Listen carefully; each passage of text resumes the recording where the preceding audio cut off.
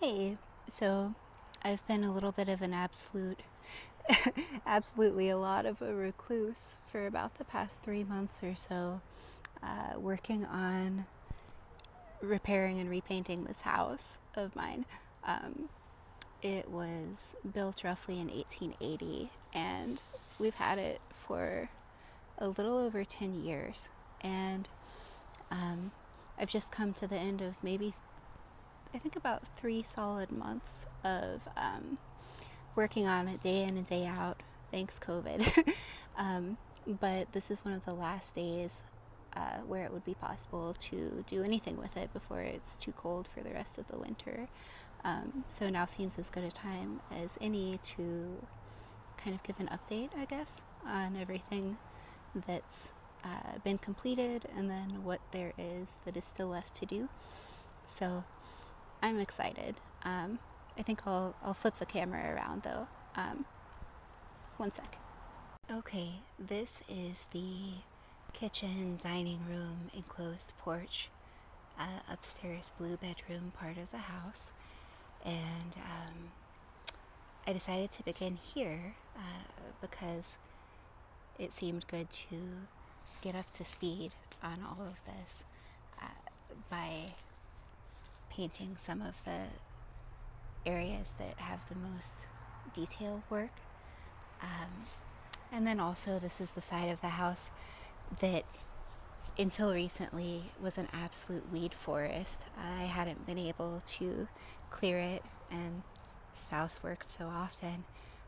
So I really felt bad for the neighbor who had to look out of her kitchen window to see it. I wanted to give her something nice to look at as soon as possible.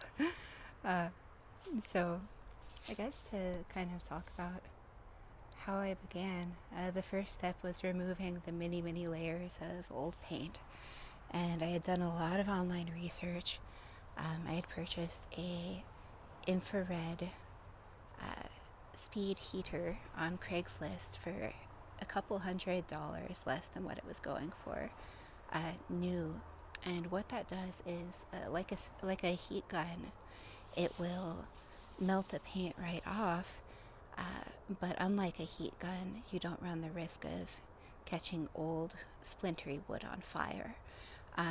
It Even the melted paint doesn't smell or isn't near so toxic as when you use chemicals to soften it. So that was what I went with. It's big and heavy, and the scraping had me convinced that I would have arthritis forever. But once I got the feel for it, I made pretty good time. Once I realized that uh, it's good to paint the area that you'll strip with linseed oil, boiled linseed oil, the day before. That went much more quickly too. It lifted off easily.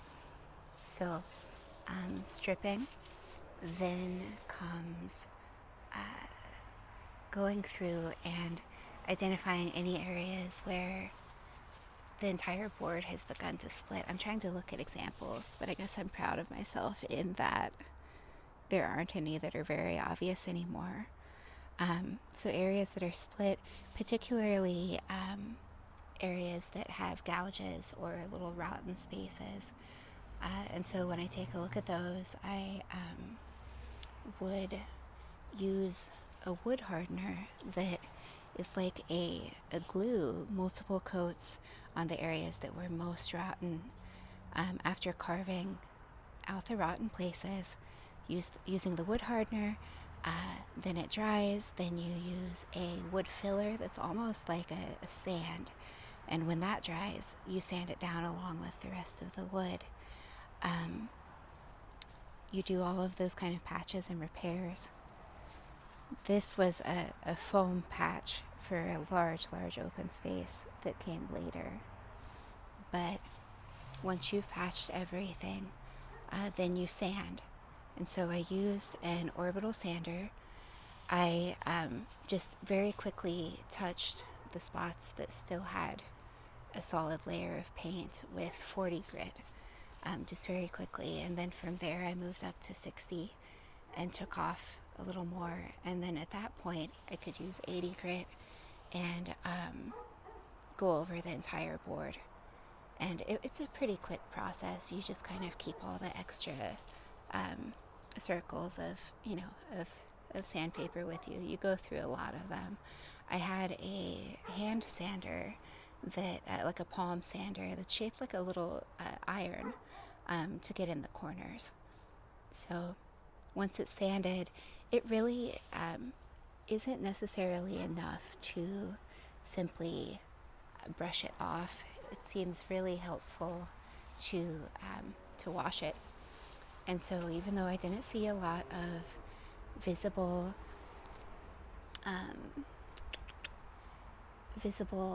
mildew, what I did was I purchased some TSP, which is a powder, and some outdoor bleach, and kind of mixed up a solution of that with hot water.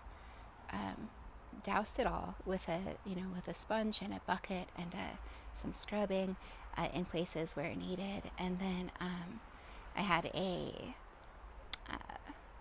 brush that attaches to the hose that's on a handle that you would use for washing your cars, but it's helpful for just kind of gently rinsing and scrubbing all of it clean. It takes so long for the wood to dry, especially when it's a little colder like this fall. I would say almost 2 days.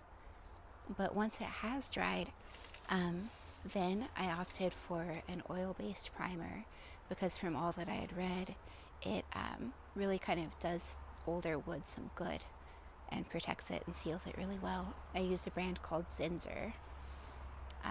From there, it took about 6 hours to dry, and then the next thing that one would do is get some quick dry caulk and go over each of the spaces here and here. You don't have to seal under here at all, but each of the places where boards come together, you do, and kind of up in here as well. I went through so many tubes of caulk. It dries very, very quickly. The paint that I've used here, I got, well, all of it I got at Sherwin-Williams at a 40% off sale, which is amazing, because otherwise I would never have been able to afford it. This green is Duration brand. It's one of their better ones. It's rated up to 35-degree weather, so it's a kind of a cold weather paint. It's called Gallery Green, and it's from their historic collection. The trim colors are emerald, and they're high gloss. Emerald is kind of their newer line, and really, to be honest, the most expensive. But to my knowledge, it's almost a little bit more of a hard enamel finish, so that's done really nicely. And that's also a cold weather paint. Let's see here. It doesn't take as long as I thought it would initially, once I got a rhythm going with I think like a 3 or 4 inch wide roller, and you kind of roll along here, and then you back brush with a large brush. There are parts on the side of the house where I still haven't laid on 2 coats just yet, but I needed to make sure to prime it so that there was no bare wood before winter, and then I needed to cover the primer because it's not meant to withstand weather by itself. It would have begun to flake, and then I'd have to start all over again. So this only has 1 coat of green. All of the trim does have 3 coats though, which is great. Well, I'm sorry, 2 coats of the cream. They call it mellow. And then I had to do 3 coats of the red because it went on a little less opaquely. Let's see. What are other things to think about? I was really excited to be the one to be doing this myself so that I could add more accent color more elaborately than it had been. It's very gaudy, but before this, the pipe had been the same green as the house, and all of the eaves, I guess, everything over here, even this here, was kind of a more of an off-white color. Anyway, so there's a lot more red trim, and I think it looks cute. I've spent a lot of time on some tall ladders.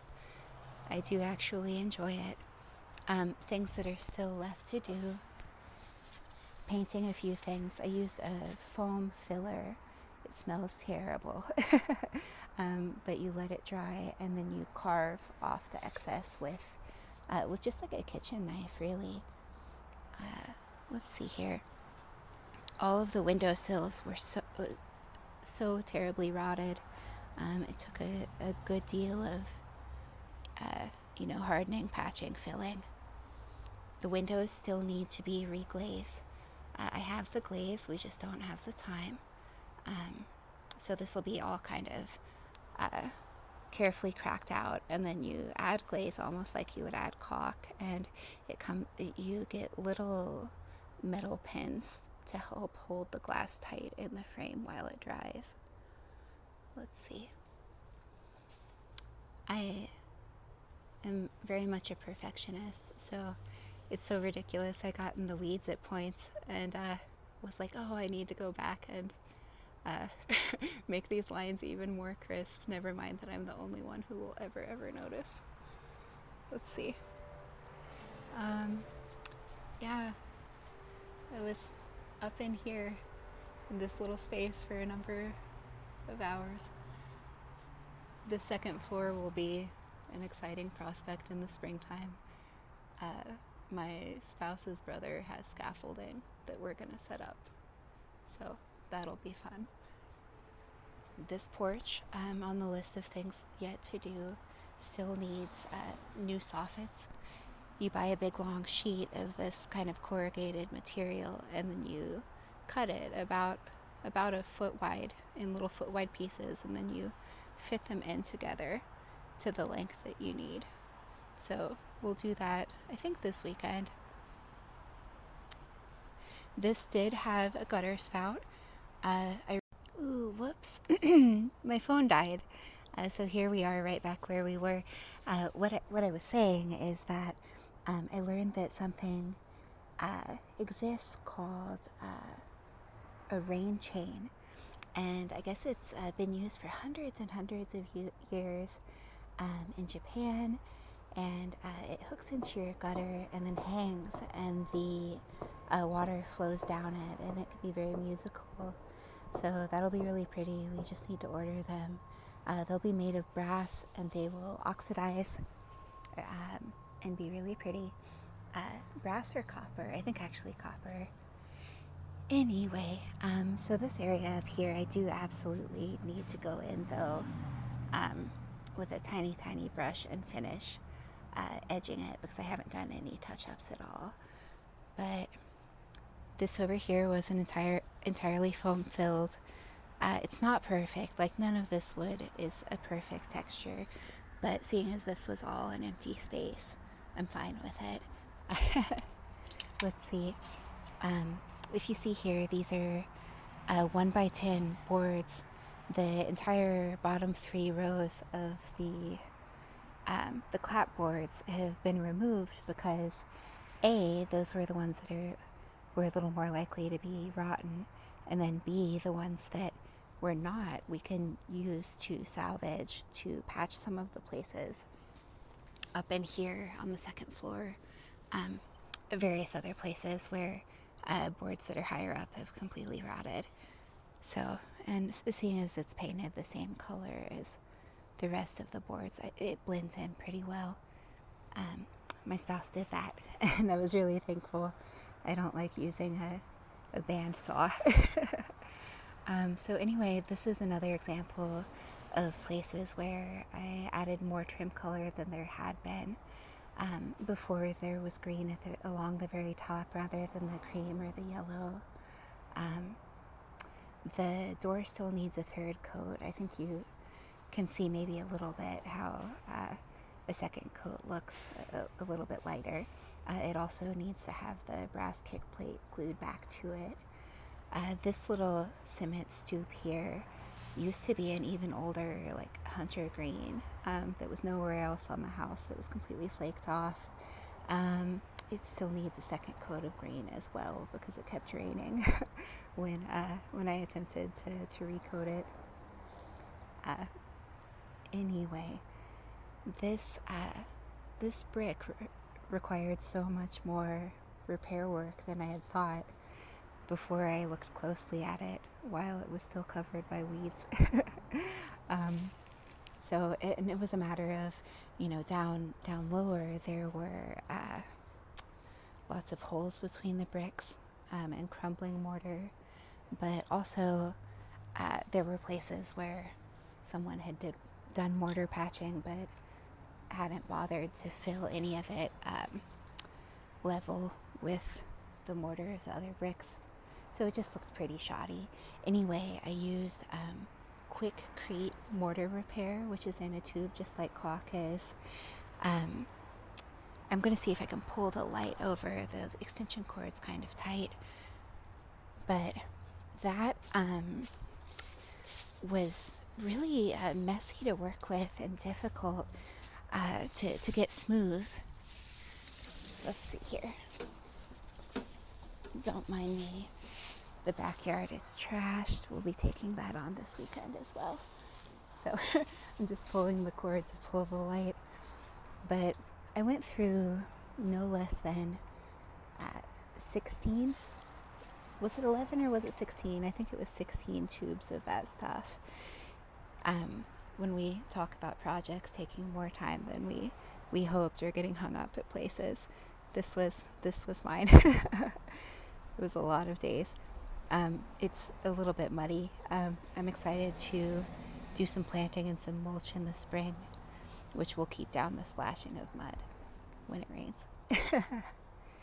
Anyway, actually, I'm going to take a minute and move the light and come around for it completely. One moment.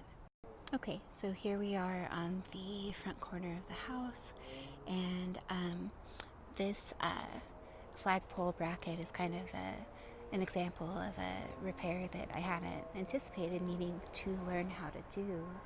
I had noticed that the brick had begun to crumble in the holes where the screws go, and so it was kind of pulling away, and rather than learning how to drill a completely new position for it, I did some reading and I got some drywall anchors because while they hold less weight in mortar than in drywall, it was supposed to be helpful in reinforcing them. Unfortunately, I wasn't able to hammer them in to fit, so they're like these little plastic things, like a little plastic sock for the screw that's supposed to keep it in there tight. So I ended up not using that, but I did get something called JB Weld, and it's a 2-part epoxy. It's 2 little tubes. You mix half and half equally, and it makes a paste. And so I stuffed the paste in the holes and then screwed it back in, and I think it'll be there forever now.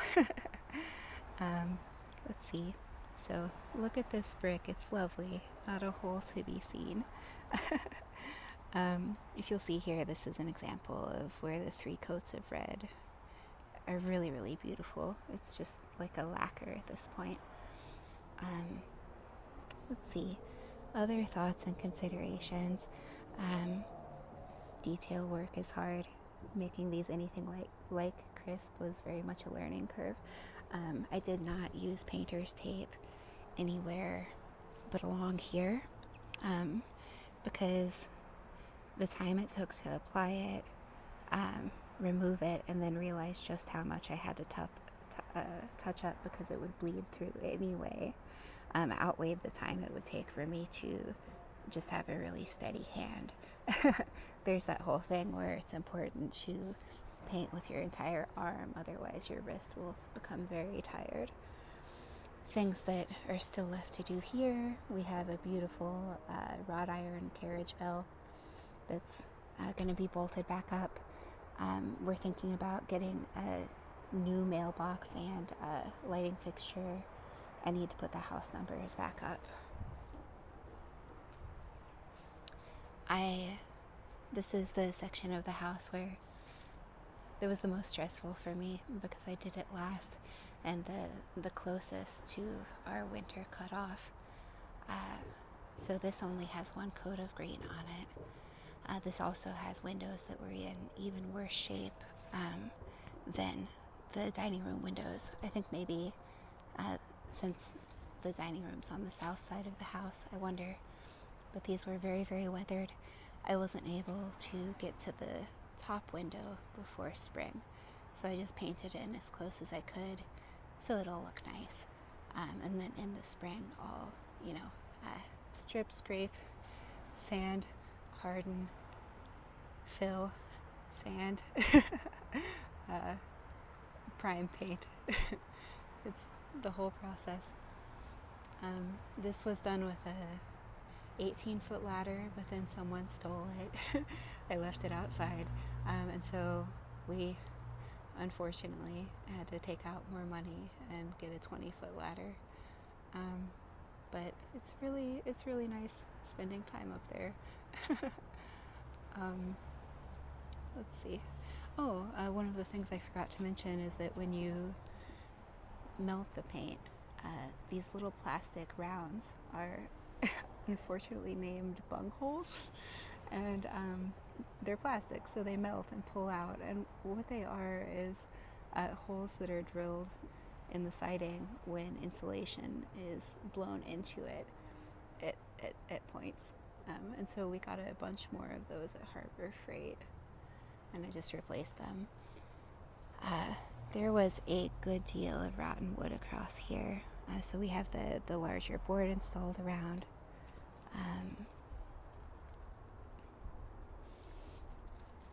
Oh, of course it's dark, of course it is. So we can't see that there were entire sections of wood replaced here with good wood. If we look closely, so here's an example of how kind of janky this house is. So this here is kind of a metal plate, a metal trim plate, which is nice and fine and good. But over here, that was never done. There was just